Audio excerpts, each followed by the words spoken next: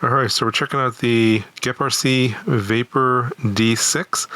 The Vapor series, they come in 5-inch versions and 6-inch versions. So this is the 6-inch version.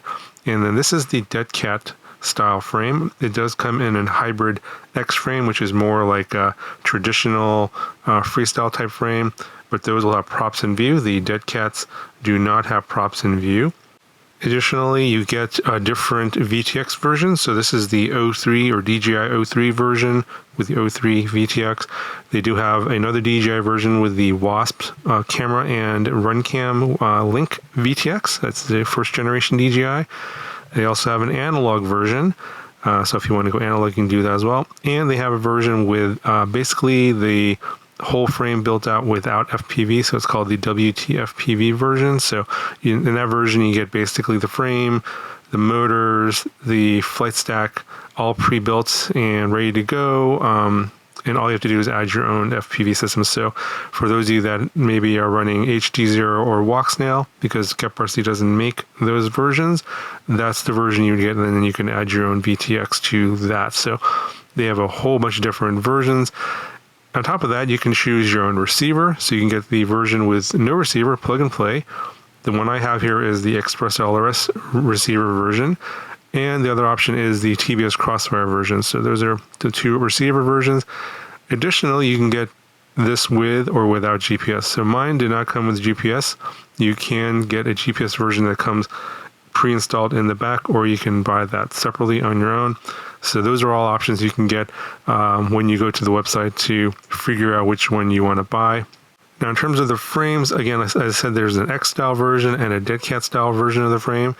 And the only difference between the 5-inch and the 6-inch versions of the frame is that the arms are slightly longer on the 6-inch versions to accommodate the 6-inch props versus the 5-inch props. Otherwise, the main body of the frame is the same on the 5-inch versus the 6-inch.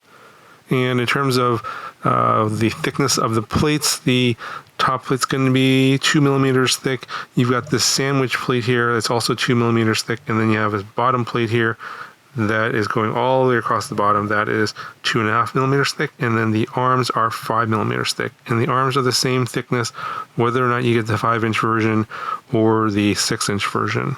So this series, the Vapor series, this exists because iFlight made an Eco series back in like 8 months ago, earlier in 2024, and this came out in late 2024. So the X series of the Vapor series came out first with the X style frame, and then the Dead Cat frames came out a little bit later. So when GEPRC asked me which one I wanted, they said we have all these different versions. I elected to wait for the Dead Cat version. This was not available when the series initially came out because I didn't want props in view, and I wanted the 03 version because I'm primarily going to be getting video, the 4K video from that anyway, and not running a GoPro. So in terms of the rest of the stuff you get in the box here, you're going to get a quick start guide, which is pretty good. I mean, pretty standard stuff from GEPRC. Basically shows how to put the drone together, and if there's anything that needs to be done in terms of setup and putting on the propellers, and then also any kind of beta flight stuff. Get your standard set of stickers, get a support card, some other documentation here, and some disclaimers and notices. You also get a full documentation on the F722 flight controller here with all the UARTs and plugs and everything, so it's all well documented. So pretty standard for GEPRC. They always put pretty good documentation together. Get a bag of all your standard stuff here. The battery pads, you got a spare one here. I got one already installed. So it came with two, and then one's a spare. 2 battery straps. There's one installed here, and then a spare. And then you get some extra silicone grommets for the camera mount here. There's a keychain and some Allen hex keys. You get a wrench down here, and then you get a GoPro mount, which is optional. I did not install it, but you can elect to install that if you want to run a GoPro. And then this comes with these HQ props. They're the 6 by 3.5 by 3. That's what they look like, and you get 2 sets. Now, in terms of the main electronics that come on, I think the entire series, whether you get the 5 or the 6-inch or the Dead Cat or the X style frame, the stack is going to be the same on all of them. So you get that F722 flight controller, and then the ESC is a 60 amp 4-in-1 ESC that's running Blue Jay firmware. So it's running, like, I think the latest version 0.21. So everything is coming out of the box pretty much tuned to the particular frame and motor.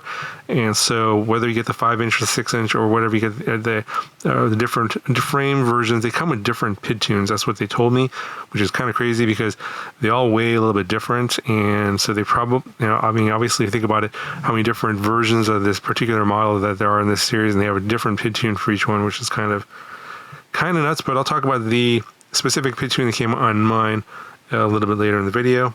So the 6-inch versions, whether you get the Dedicat or the X-Style, come with the 2407E motor. So I think E stands for Eco, and it is a 1750 kV motor. It's a pretty solid motor. GEPRC makes pretty solid motors in general.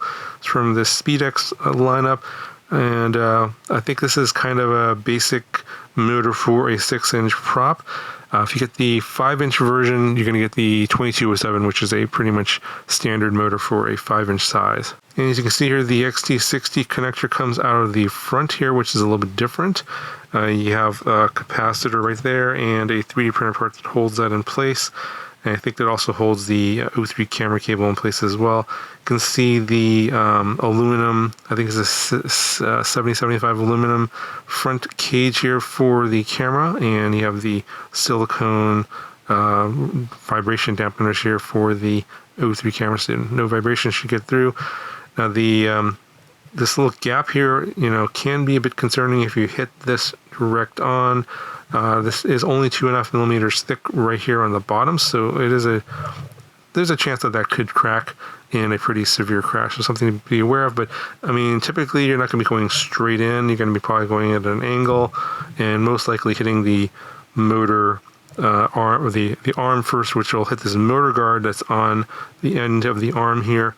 And this motor guard also acts as landing feet as well. So if you're going to crash, try and turn at the last second and hit an arm instead of hitting straight on. I think if you hit straight on, this probably will crack down here. It's only 2.5 millimeters thick.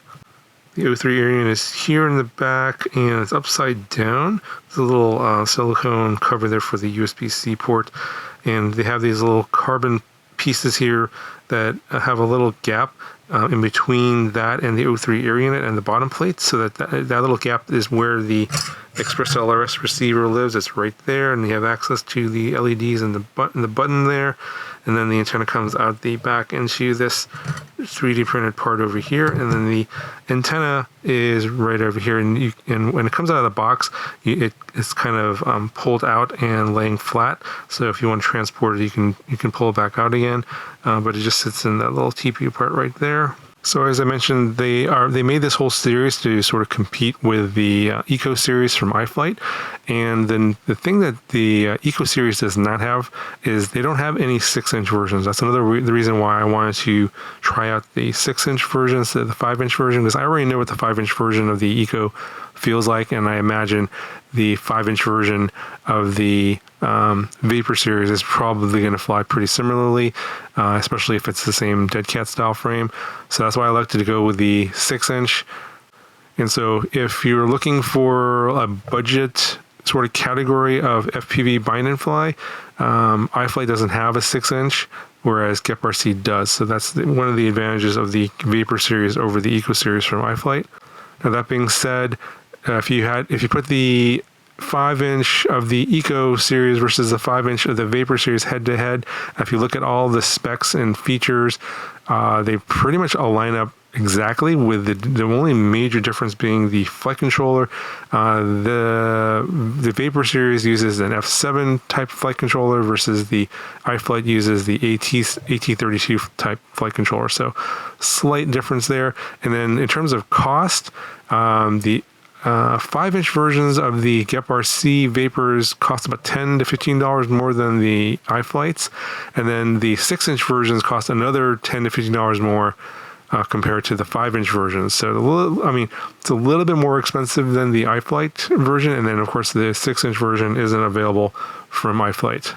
Okay, so how does it fly? Now, as a 6-inch version, it flies, in my opinion, quite a bit differently from a 5-inch version. And if you're primarily looking to do freestyle, I would recommend getting the 5-inch version of this and not the Dead Cat version. Get the X-style version. Those basically fly the most pure or the most reliably for beta flight. Dead Cat versions tend to have some kind of because of of the way the frame is and the CG and everything, they don't fly the best for freestyle. You can do tricks and flips and that kind of stuff, of course, but they just don't look as nice as on a traditional X-style frame. So, if your goal is to do freestyle, then get the X-style frame. If your goal is to get O3 footage with no props in view, then of course your only option is the Dead Cat version, but you're going to be, I'm assuming your goal is going to be more for cinematic footage, so kind of slower, cruisy flights, that kind of thing, capturing nice smooth footage with no props in view, then of course you want to go for the Dead Cat version. Now I found that my particular version, at least with the PID tune that it came with, seems to be very sensitive to the weight of the battery. So when I use a very light battery like a 1300 6S, it tends to be a little bit more unstable and seems to wobble a little bit. And I think because the PID gains aren't that high, it's probably meant for heavier setup. So when I flew it with a larger battery, like a 1550, probably about another 35 grams more, it did seem to fly a little bit more stable, a little bit more predictable. And I think the recommended battery is probably going to be more like 1800 6S, a bit heavier, and I don't have anything that size, so unfortunately couldn't really evaluate the PID tune on a proper battery. So if you happen to go with a lighter battery like a 1500, you probably need to just boost up the P gains probably just a little bit just to adjust for the weight, because I think they tuned it for a heavier battery. Now that being said, in terms of flight time on a 1300, you can get probably like 6 minutes of flight time just cruising around. And then the 1550 is going to give you like about 8 minutes of flight time. And if you go to like something really big, like a 4000 milliamp hour 6S lithium ion pack, you can probably get close to 15, 16 minutes, maybe even more. Obviously, you're adding a lot of weight for a big pack like that for the additional flight time, but then your motors are working a lot harder too, so you're burning off a lot of energy to carry around that extra weight. So what's the bottom line here between the Vapor series versus the Eco series for my flight? Honestly, they're kind of very similar, especially if you're going to go for a 5-inch. You're basically just looking at the price at that point as to which one you think is better, and then which company you feel is going to be better in terms of supporting you. I've always felt that like iFlight's a bigger company. They have a wider variety of products, and their support staff's a lot bigger as well. So if support is a really big important factor for you, then iFlight might be more your company. GEPRC's designs tend to be a little bit cleaner. Their builds are pretty nice, very much in line with the build quality from iFlight. So, but they are a little bit more expensive as well. So, in terms of which one I would go for between the two, if you're just looking at the 5-inch, it's going to be a tough choice. It really kind of depends on product availability, where you can get it at, and what the bottom line price is going to be. So, these are basically budget-oriented drones, kind of targeted towards people that are more price sensitive. So, if you're in that category, then obviously you're looking for the best deal possible. So you're going to be shopping around. Now, if you're looking for a 6-inch, GEPRC is the only one that makes a budget category 6-inch with the same kind of specs. So obviously that's the only choice. So, you just got to kind of figure out which one you want to go for. Obviously if you want to go for HG0 or Walksnail, you're going to have to go for the non-FPV version and put in your own video transmitter and camera. Anyway, I think I'll cover for this video. Hopefully I covered all the bases on this particular series. If you got any questions, let me know in the comments below. Links to everything will be down in the video description, and I'll talk to you guys in the next video.